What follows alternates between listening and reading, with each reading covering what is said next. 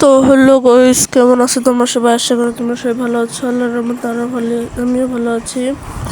তো গাইস, তোমরা অনেকে জানো যে অ্যাডভান্স গেমিং আমাদের মাঝ থেকে আর নেই, সে চির বিদায় নিয়েছে।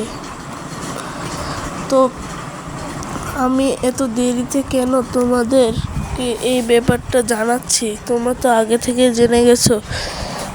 আমি একটু তোমাদের শিওর করে দিলাম, আর আমি একটু শিওর হয়ে গেলাম যে এটা সত্যি, অ্যাডভান্স গেমিং আমাদের মাঝে আর নেই।